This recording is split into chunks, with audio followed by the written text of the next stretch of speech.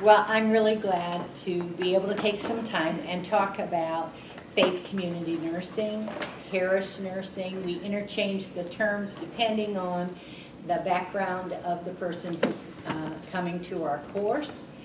We have Muslim nurses who have taken our course. My favorite is when a Baptist nurse takes our course, they're like, we are not parish. That sounds really Episcopal and Catholic to us. We'll be the church nurse. And you know what? You can call it whatever you want. It's about integrating health into someone's spiritual beliefs. That's what it's about. So the example that I can give is this. I've been doing this role at my own congregation for many, many years. But my average referral would be, when I get home at night on my voicemail, Faith, this is so-and-so from church. I got a new pill. I don't know what it is. Come over. So we call that a referral. Okay. And I will go over and visit with this church member. And the way we start is usually in their front room or living room. They're in their lazy boy. I'm in the other one. And they'll say, they gave me this pill. It's Lasix. I'll say, well, that's a water pill. The reason they gave you that is because you have high blood pressure and your kidneys are holding too much water, makes your pressure go up.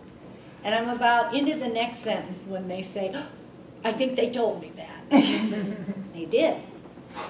But they were people you didn't know in a healthcare setting, and you were stressed out of your mind, and you need someone who looks familiar. The beauty of doing education with people who you have familiarity with is you don't have to get their trust. You already had it. It was implied. So if they're a congregation member that the nurse is a congregation member of, that trust is already there. And so now, the way I look at it is once I'm in my living room, I'm ready to hear it. When I was at the doctor's office, I was thinking about my adult children who are going to call tonight and harass me about my appointment. I was thinking about what I heard on the news about Medicare, and I'm wondering if this is paid for. Do you understand?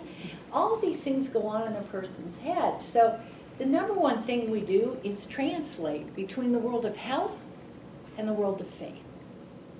Now, some people, the minute you say congregation, faith, family, people start to... The beauty of this type of nursing is the person chooses to do it. You have to want to come and take the course. It's not assigned to you. You have to want to come and take the course. So that is a real moment in, as far as being an educator, that the people want to be there. It's not someone, I've got to get this to finish this degree. I'm not interested at all. Just tell me what I've got to, it's not like that.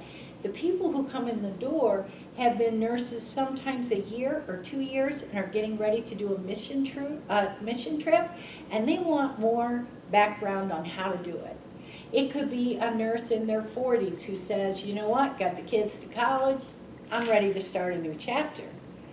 I will tell you the faculty from almost every nursing program around come within a year of their retirement. And they say, when I'm done, I've always wanted to do this work. All right? So all different ages can come and all different reasons. Planning for a mission trip in Africa is different than a mission trip to Atlanta, Georgia, right? So when people come to this course, they come with different backgrounds and different faiths. And some people are surprised that this program came out of Carle, which is a large health system in Champaign, Urbana, and is secular. And I think that makes it better because we are not tightly aligned with any denomination. So if you're from a denomination that maybe would not feel comfortable going to a Lutheran hospital, being secular gives us some freedom there. What I tell people is we talk about spirituality. Spirituality and religion are very closely intertwined, but they're two separate things. You and I could go to the same church every Sunday, and we don't have the same beliefs. We just happen to go to the same church every Sunday. There are people I know who will never darken the door of organized religion. They have the greatest heart you could ever have. And I know people who have never missed a Saturday or Sunday in their entire life, and they're pretty cold people. Spirituality is who you are, unique and alive, and your relationship with a higher power. That's what spirituality is.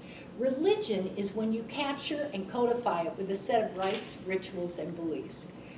I'm a parish nurse, I have no problem with religion. But please understand that to some people, that's too much structure. So we have parish nurses in Danville who took our course and worked through the Salvation Army with survivors of domestic abuse. We have a parish nurse in Danville, Illinois, whose entire mission is lunches for kids during the summer who got free lunch during the school year. So you can define this role any way you want. The majority of people who come to our course absolutely are connected to a church, absolutely. But we have some really incredible people. The Time Shelter in Champaign has now changed names, but it was for the homeless, primarily males. And I remember one of our first classes, this nurse coming up saying, I'm not really a church person, but my passion is working with the homeless, and I want to bring this to the Time Shelter. So please, when you hear the term parish nursing or faith community nursing, don't put boundaries on it, because you don't have to. Some churches see it as true evangelization. I want to be a place of health in the community. Remember, when we have our classes, they are not a Carle. Most healthcare systems forget that they're all about illness, and we always have to remind them that. But it's not a Carle. We hold them in area churches because you know what? We don't want anyone thinking they have to go to this clinic or this hospital. We have a lot of choices in healthcare. The whole point of parish nursing is please don't have to use them. How can we help? Instead of having stop smoking classes for adults, how about we get to the first and second graders about why you don't start? When you think about health promotion, it's a whole different way of looking at things. Instead of stopping poor behaviors, let's start some good behaviors. So for parents of toddlers, it's a pretty big deal to have a juice box and a certain kind of juice box. And you know, most of those are 90% sugar water. So it's probably not a really good nutrition thing. So when we work with parents of young congregants, toddlers, we talk a lot about nutrition. And I'll never forget this one mom who said she had 3 juice boxes. She just rinsed out and then filled them with the water and gave them to her kid. They loved it. And she, you know, she was just like, it's the color, it's what attracts them. Can't keep giving them sugar water, I wouldn't give them pop. And when she found out what the sugar concentration was, she was just like, oh my gosh, what am I doing? When I think about it, you have to understand Central Illinois does have a connection in faith community nursing. We're pretty proud of that. Granger Westberg, a very famous Lutheran pastor, actually had a church in Bloomington, Illinois.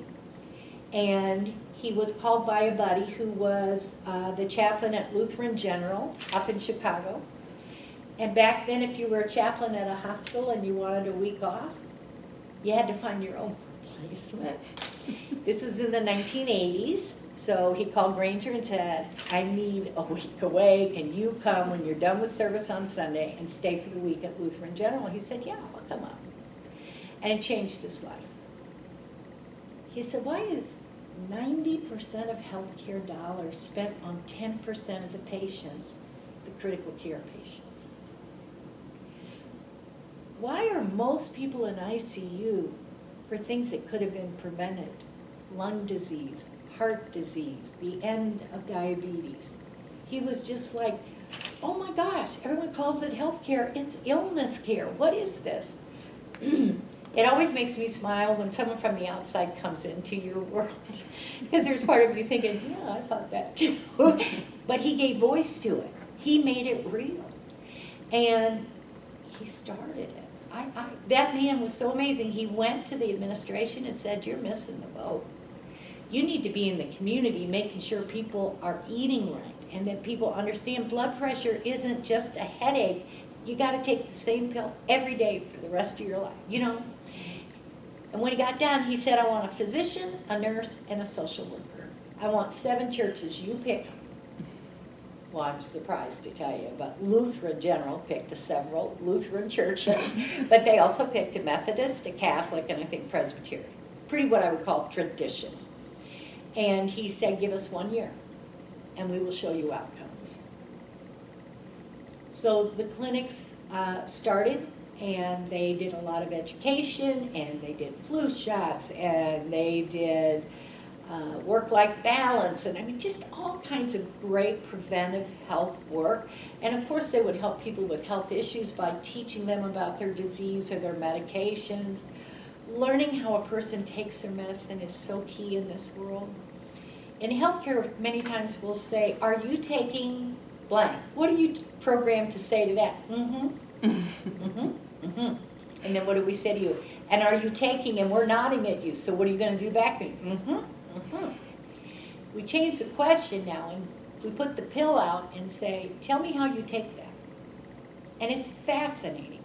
You guys, for everything you hear about costs, Walgreens, CVS, Walmart, the big drugs, they're given for $4. Okay, I get it. There are some drugs that are very, very expensive, and that's huge.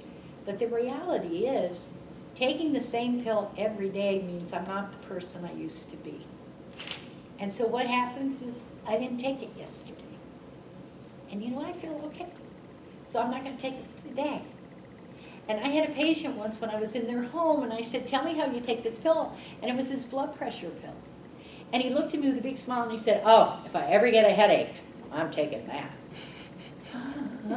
I said, oh, tell me.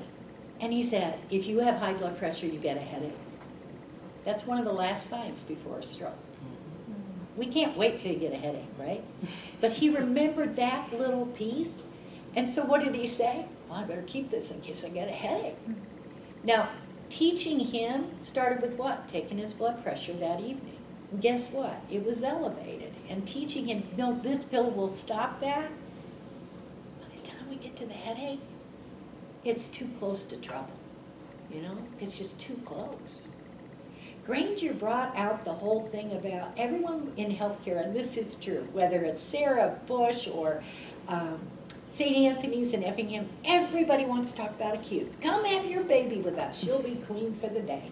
Come get your heart done. Get your cataracts done. You pull up Circle Drive, we'll do it, right? It's all about speed. The reality is you don't see billboards for diabetes, lung disease, and congestive heart failure, which are the 3 biggest illnesses in this country, because we don't do well with chronic. We do very well with acute. So, at the end of the year, I know you're shocked to hear this, they took the physicians back. They let 7 physicians go and have a great year, but they're like, we cannot take this resource, we need them back at the hospital. You can keep the social worker or the nurse, you can only have one. And Granger said, no disrespect to the profession of social work, but it's the nurse. A nurse has that one thing that people forget, and that's called assumed intimacy. So I am blessed, I get to speak a lot, and when I'm on a plane and someone says, what do you do? And I say, I'm a nurse. A total stranger will say to me, hey, wait a minute, look at this. And I always think, put that down before I puke. And I would never think to do that to a total, that's what's called assumed intimacy. The person, when they say what they do, a lot of people, when they hear a nurse, start telling you their issues. And that's what he said. And he said, I need someone who can explain healthcare to the world of faith and explain faith beliefs to the world of healthcare. If I belong to a faith that pregnancy termination is not an option, then let me go with this person to the OB to say, you really don't need to do these tests because no decision will be made based on them. Or this is a family that has said, we're done. This is something Grandpa never wanted, and now look, we got tubes every place. Then this is when that parish nurse helps with the voice to say, we're done. They're comfortable with it, and we're done. Understand, in healthcare, we'll keep working. As long as you let us, we will keep it up. And not everybody wants that. So one of the things we do in our program is what's called advanced directives. It's helping people sign the forms that no one ever wants to sign, think about, or talk about. But the problem is, if you don't take care of healthcare power of attorney or living will now, when you finally hear about it, it's going to be in an ICU waiting room, and that is the worst time to think about it. I would much rather talk to a church family member around the kitchen table about, what do you want? Would you want a feeding tube if you couldn't eat for a while? Do you understand once a tube goes in to help you breathe, it just doesn't come out on its own? One thing for a lot of people is they don't understand that critical care is insidious. When you came in, you were breathing on your own. Within an hour, you're not. We're going to put it, do you see? Things happen. It's, trust me, never like TV. It is never like TV. All of a sudden, your husband has more things sticking in him than he ever bargained for. And you have nothing to back it up.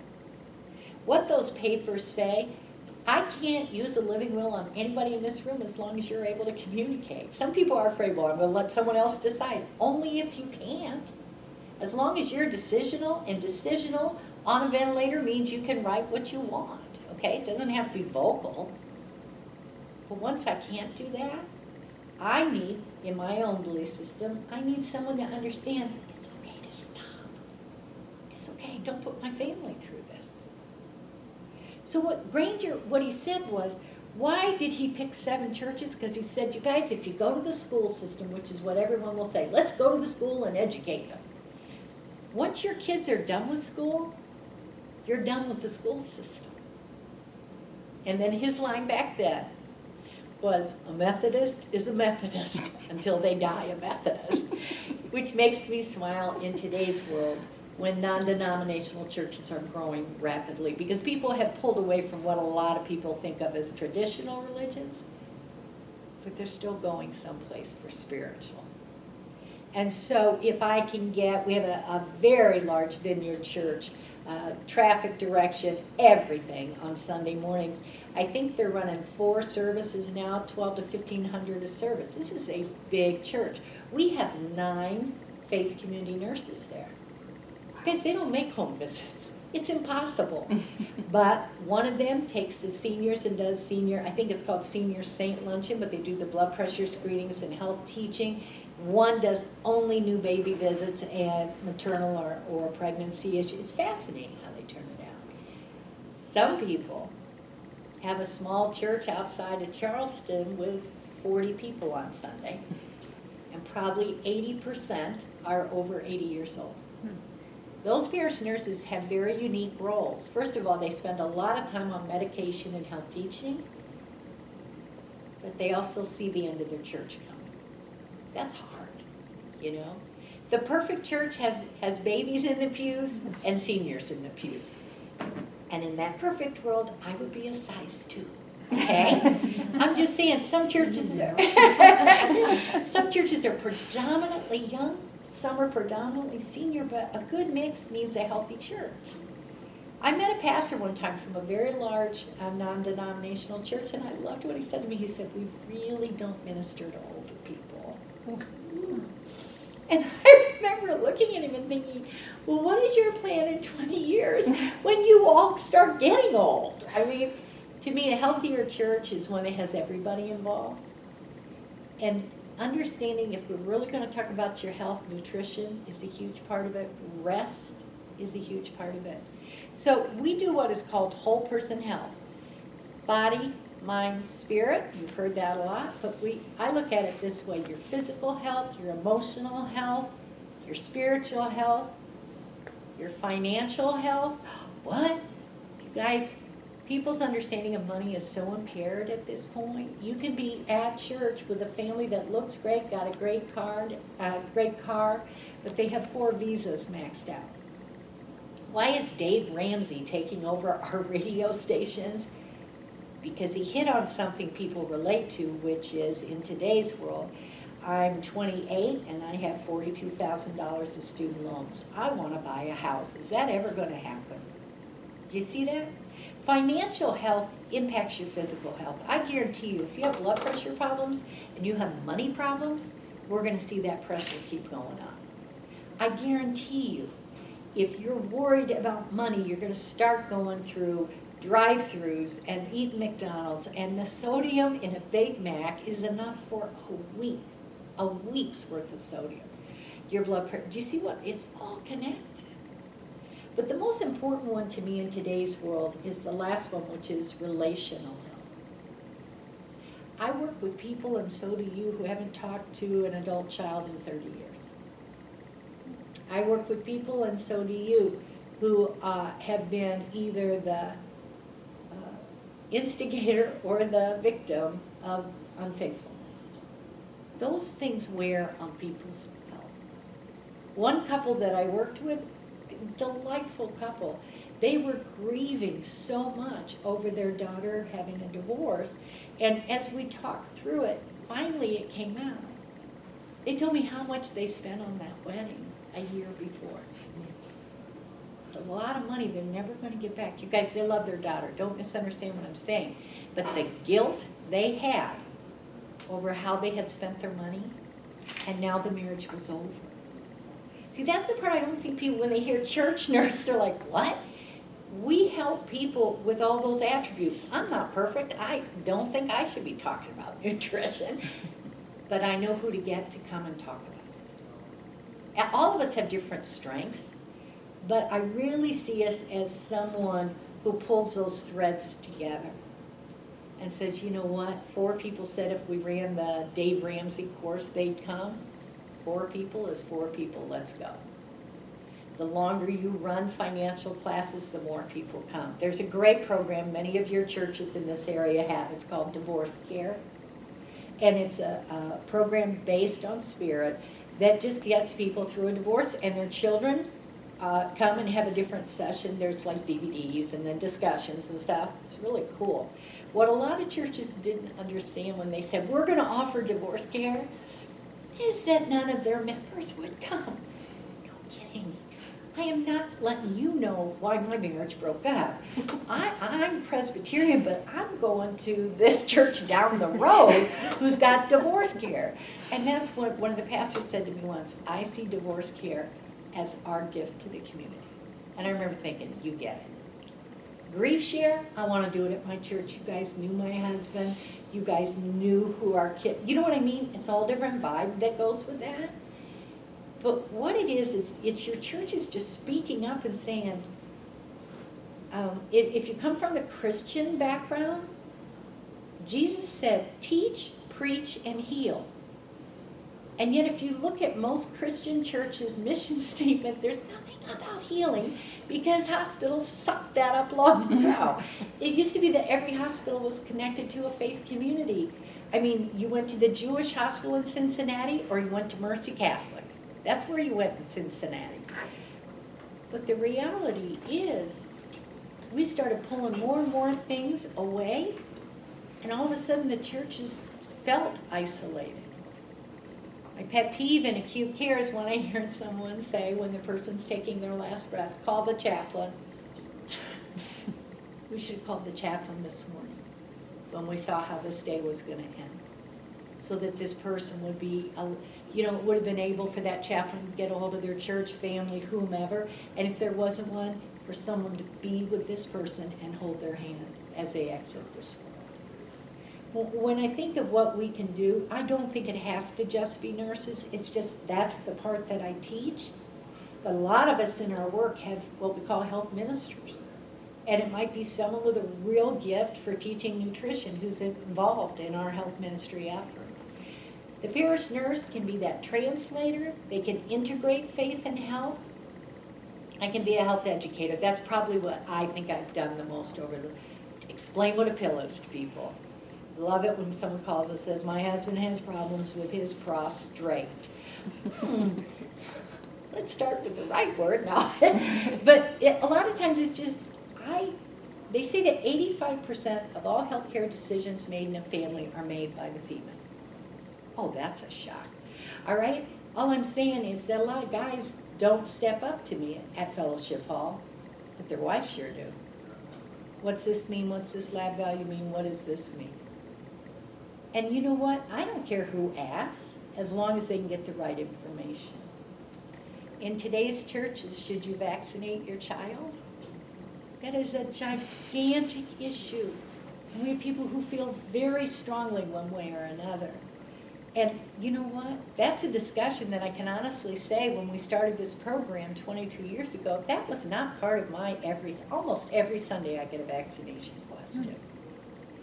It's letting people know that we're here for them. Now, we all do it differently, but I will tell you some parish nurses go to Sarah Bush and they're there for the discharge conference of the church member and they take the notes. And then they go back to the church and say, I'm going to need 3 dinners. I need someone to go visit on this day. Guys, it's not that we do it all ourselves, but we orchestrate a lot. So we have a parish nurse who's incredibly OCD, and she had a woman in her church who was, I believe, in the 7th month of pregnancy and went on absolute bed rest. And she had 2 boys, 7 and 5.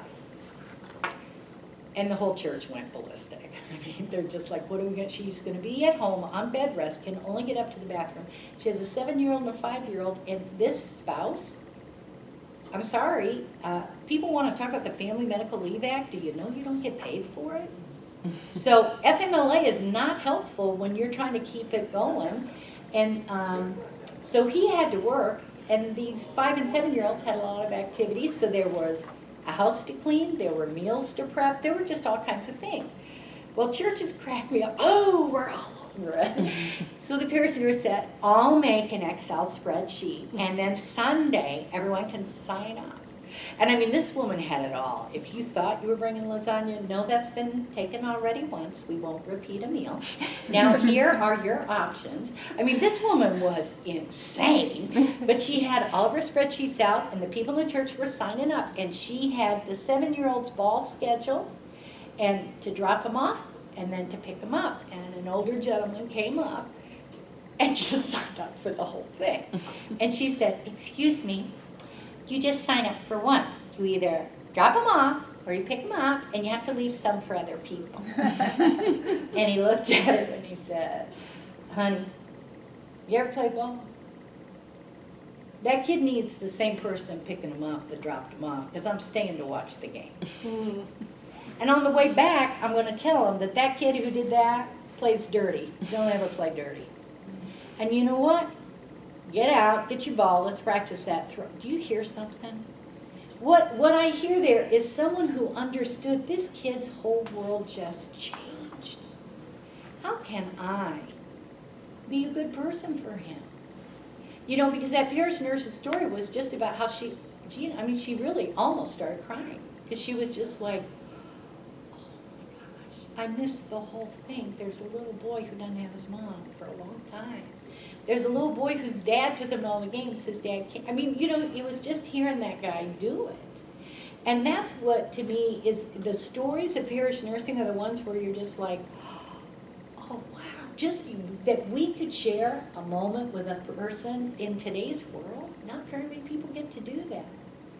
How do we get nurses? Most nurses who work today can't wait to do this, because there aren't 5 more down the hall. I just did talk to you today. I don't have to think, well, this guy over here, I got to get that IV started. I got to go.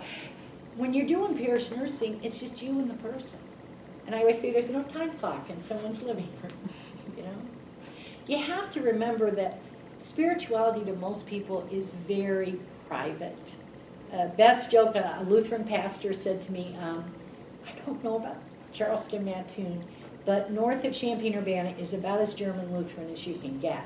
The Gifford Lutheran Church on Christmas Eve, the entire service is in German.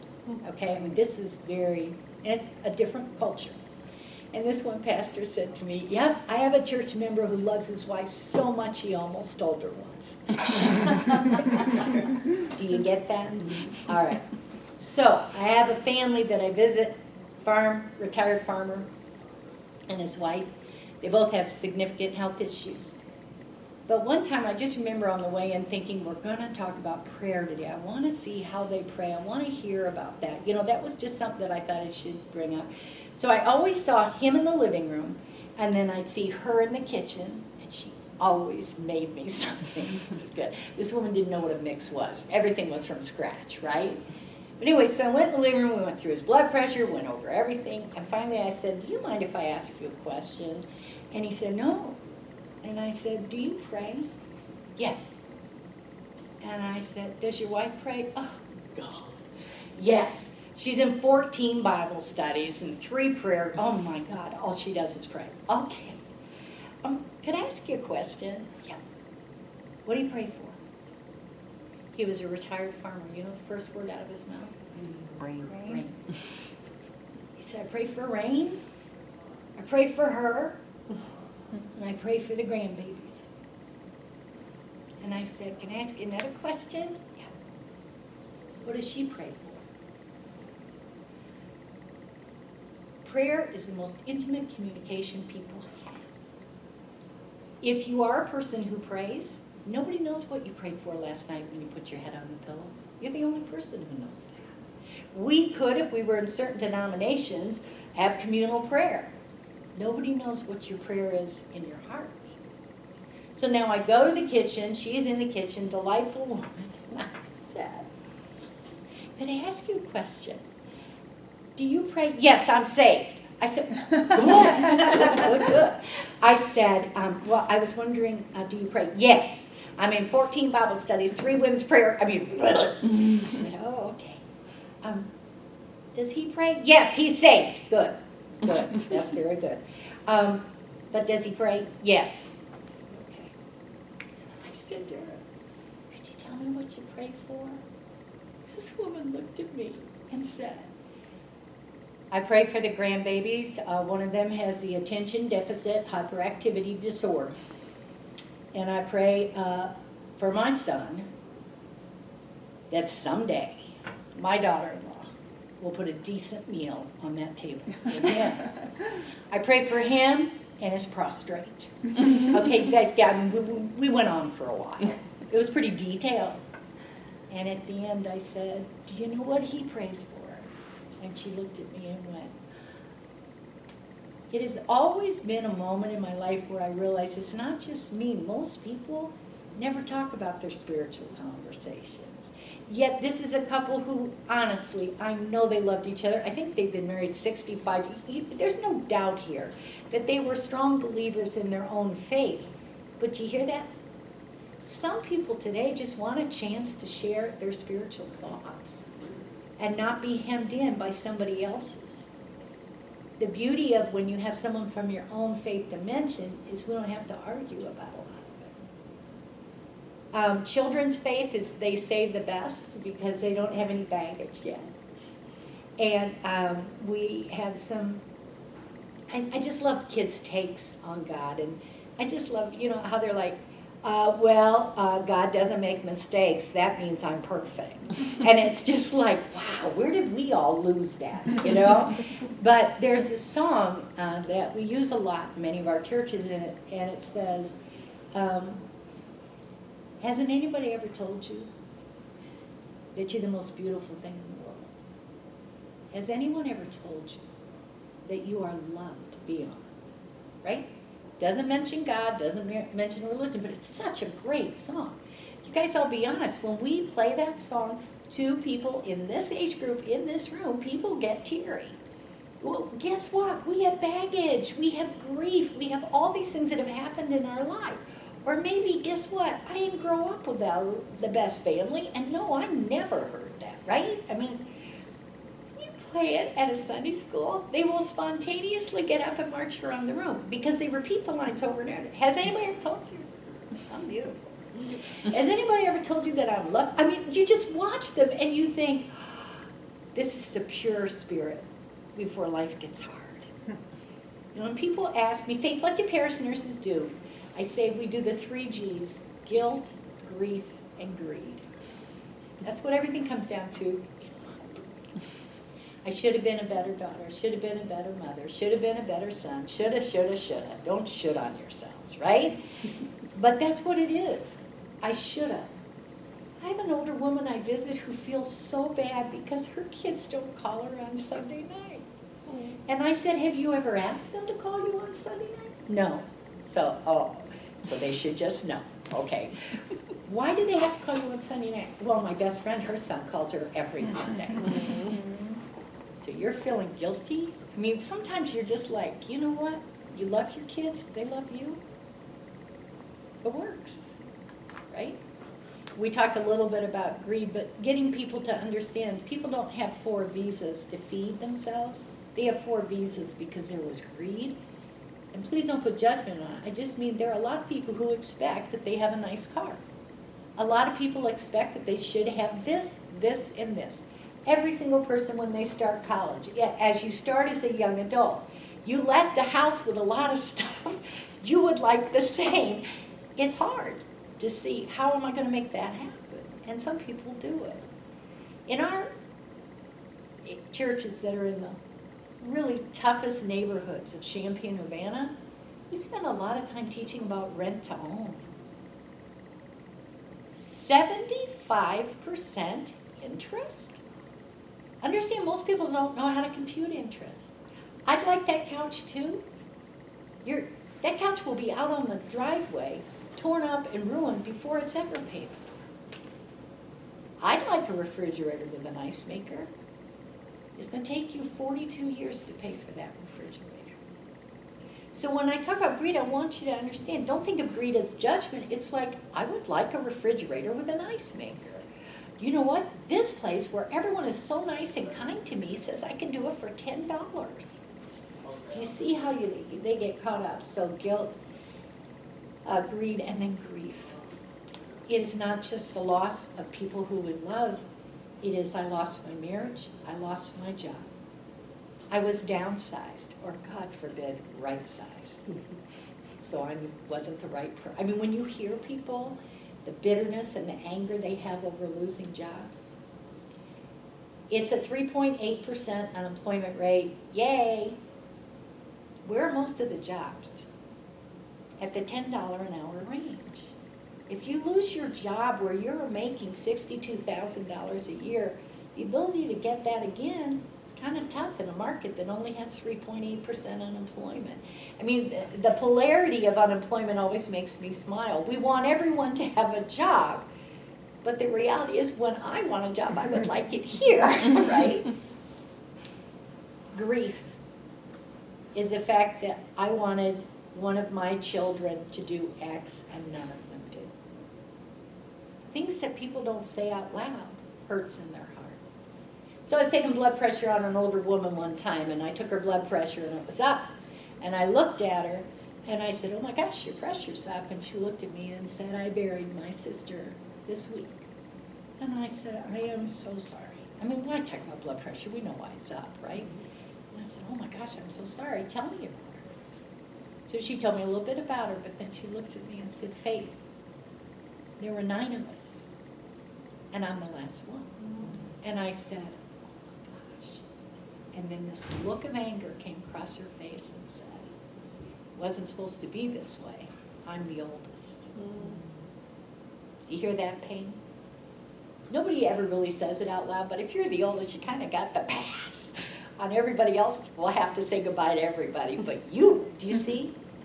And I remember her because I remember staring at her that day in my head thinking, man, that is not fair. It's the hardest thing for a human being to understand is life is not fair.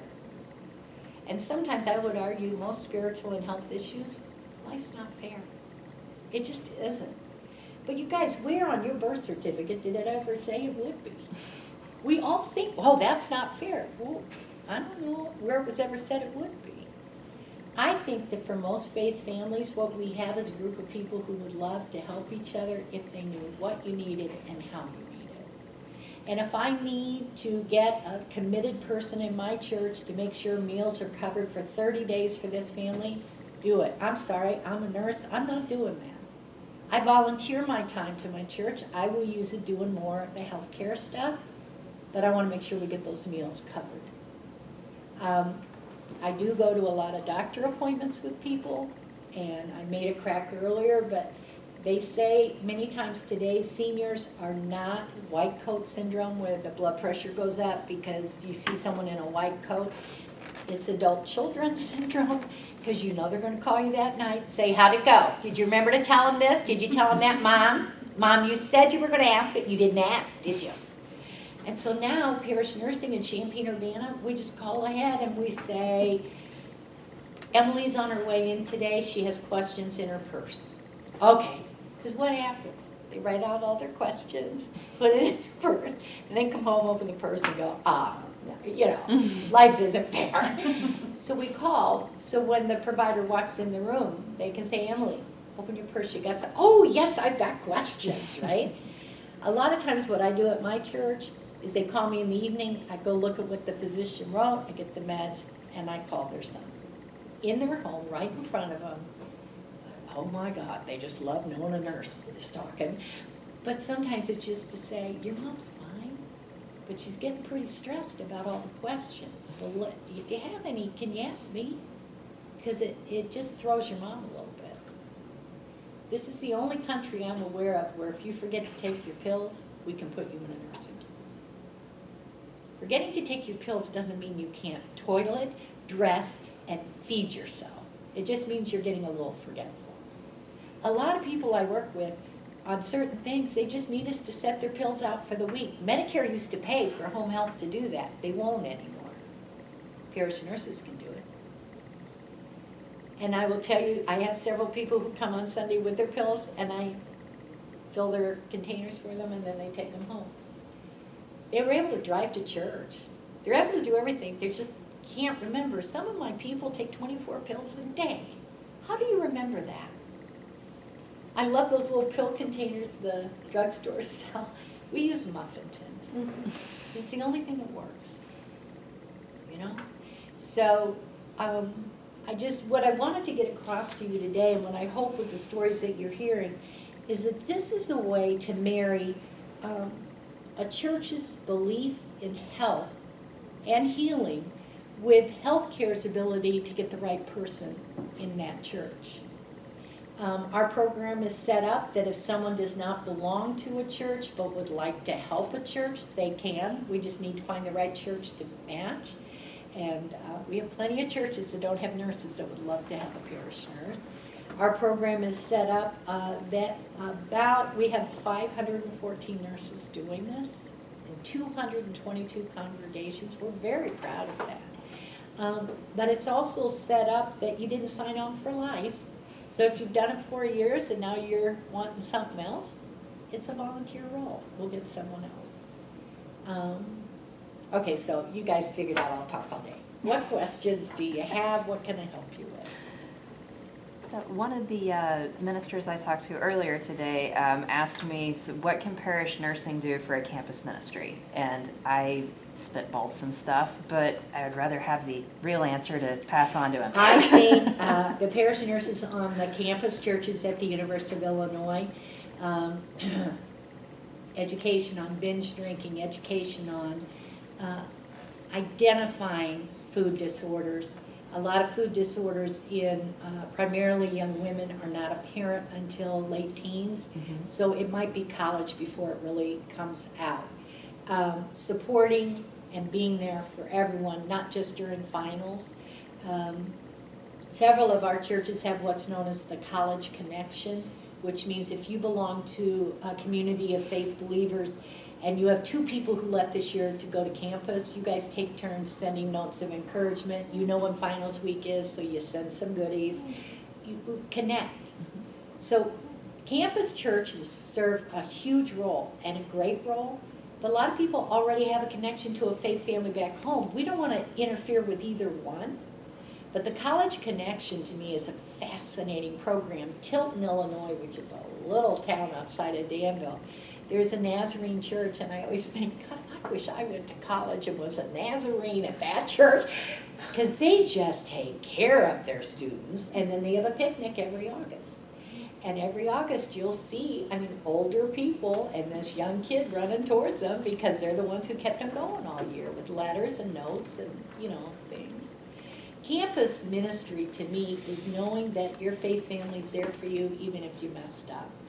A lot of talks on forgiveness. You know what?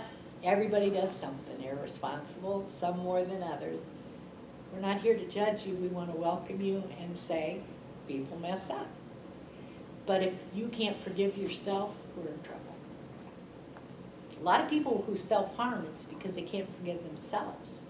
So I would say the emphasis would be on education. It won't be on chronicity because thankfully most of the students don't have high blood pressure. You know what I mean? You don't see those physical signs, much more emotional health. That's without a doubt. I will tell you this from our Muslim mosque. They were the first ones who called me and said, can I do a financial program? And this was before Dave ran any of that. And I remember saying, well, not sure how that fits in. But they had a graduate student from the Middle East come to the University of Illinois to start a 3-year doctorate program. And when he came, please understand, we do a real good job telling you what shots to get into this country. We do a very poor job telling you how to get your kids ready to go to school in the state of Illinois. All right? So our Muslim nurses, August is their busiest month, trying to find physicals and all these things for these kids. And he was in a car accident, and it was his fault. And he didn't have any car insurance. Illinois is a mandatory insurance state. He was from another country. He didn't know all of this. And it took all 3 years of his tuition. Gone. Gone. That money was gone. This is post 9/11. He can't go back home, folks. He won't be able to come back. I mean, it's just an ugly time. They said, we want to do a class on no fault and mandatory insurance, what it means, why you have to pay it. I was like, yeah, yes, I think that is because that whole mosque came together. I mean, it was amazing what they did. The first year, the man worked full time trying to get money. Obviously, a lot of people helped, but 1 year of his graduate, he couldn't even do it. He didn't have the money to pay it. Most people can't help someone with tuition. That's a lot of money.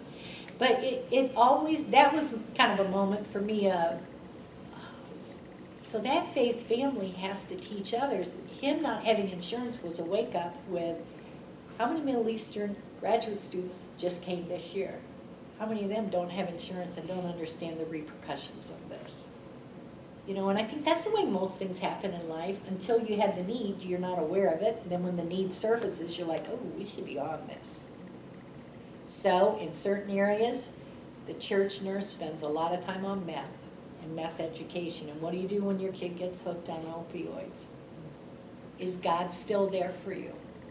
You guys, the big questions of life are what people want to talk about. It's not that there is an answer that I have, it's that I'll listen to you.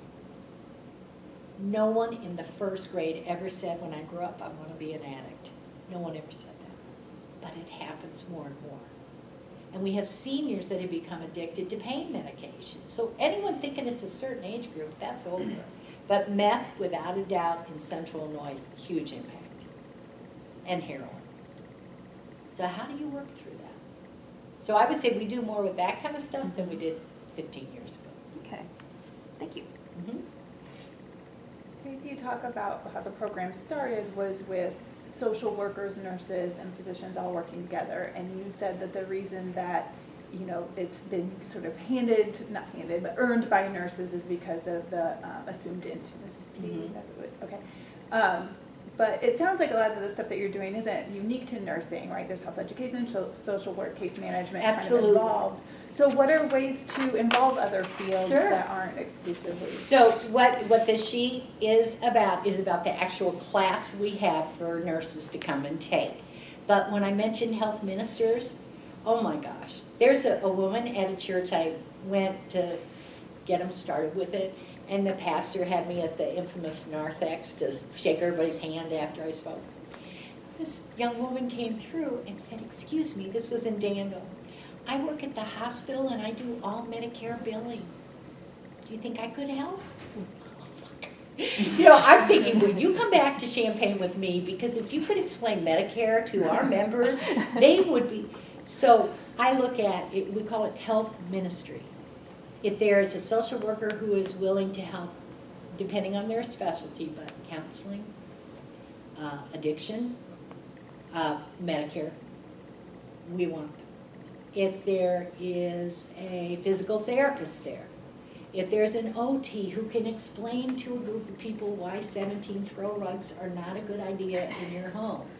Number one trauma that comes to Carle, 48% of all traumas at Carle don't have anything to do with a car, they're falls. You guys, 15 years ago, it was motor vehicle, now it's falls. But sometimes you go into people's homes and think, come, it's almost a dare to get around this house. That's an occupational therapist, and they can teach that. To have a pharmacist, we have a pharmacist in Gifford, Illinois, and he does brown bag Sundays twice a year. And then people bring their pills in a bag, and he just sits down and goes through them with them. Well, one time he brought the students that he had from Purdue, best education those students ever got in their life, because they were like, you can't take this medication with it, you cannot do that.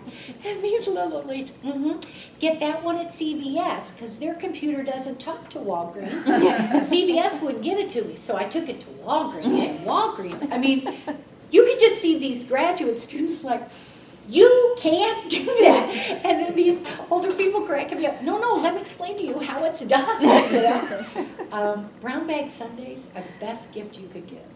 Most people are on medicines that were prescribed by other doctors years ago and have been refilled forever. Maybe you don't need it. A class of medications that we're very concerned about are Alzheimer's medications, because the family is so desperate to give a pill. Even if there's no response, they'll keep giving it. Because maybe, you know, if we had a pill for Alzheimer's, wouldn't we all get it? Yes. You know. Does that help? Does that answer it? What did you call what did you call them? Ministers? Health ministers. They're ministers of health, no matter what their background. Massage therapists, Pilates instructors. We have exercise programs. I don't want anyone thinking it's just the nurse that does all of this. That's the program that I teach. But New Horizons Methodist has traffic guards out on Sunday mornings. All of their stuff is health prevention, young families. They have Pilates, they have yoga, they have chair yoga. I mean, that place, it's all about prevention. They don't make home visits. Everything happens in that church. It's pretty cool. So is there an overarching organization that the health ministers work through, or is it just church by church where someone approaches? There is a fascinating organization in Memphis, Tennessee called Church Health, and they, the Westberg Institute, named for Granger Westberg, which has all the parish nurses, runs under that, but also health ministries. Okay.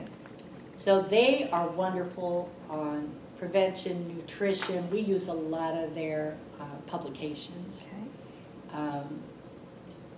They just have some really good stuff. Good work comes out of Church Health. So I guess, so say we've got one of Nikki's students. It's like, this is awesome. I'm going to go home to my church. I'm going to talk about this. Mm-hmm. Do they call Church Health? Do they talk to the minister? Talk to the pastor. Okay. And say, is this something we want to embrace? Is this something what we want to do? If they call me, it's more than the class. I can certainly hook them up with different people that I know would answer their email. I hate telling someone to just go to a website, because then it's kind of a grab. Mm-hmm. But yeah, Okay. it's not that depends on the denomination. The pastor may have to approve it in certain faith families. But in other ones, you guys, if I could at least get 5 people interested, I'm not talking about taking away your donuts. That's what everybody's worried about. Is someone's going to take away their donuts. I'm just saying we're also going to put out some protein bars, and we're also going to put out some water. It's just getting people, if you're talking nutrition, those things. A lot of people today want help with work-life balance. So when do you take time for you? When you're done taking care of everybody else, when do you take time for you? So we have a lot of great people at churches that will speak on that. They have no healthcare background. They're just really good at, don't let yourself be the last person you take care of. The best line I ever heard was, treat other people as you treat yourself. Treat your neighbor as yourself. Well, then God help you. Because if I treated my neighbor the way I treat myself, and it was such a great take on it. I loved it. You know, well then God help your neighbor if you treat him like that. It was like, wow, What else? What other questions?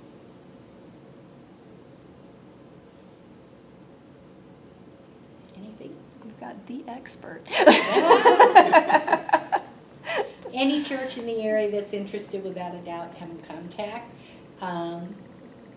We would love to have, the more congregations that get interested in this, the better. I would much rather see healthcare be discussed in the churches than at the hospital. Now, in 2 of our African-American centric churches, we did prostates at the barber shop, and it was all people of color who did the exams and ran the entire thing, and their turnout was over the top. But because it spoke to the culture. And the culture was, we'll go to the barber shop, but we're not coming to Carle. So it's getting people to understand, how can we bring healthcare to where you are? Not just financially, but physically too. Anything else?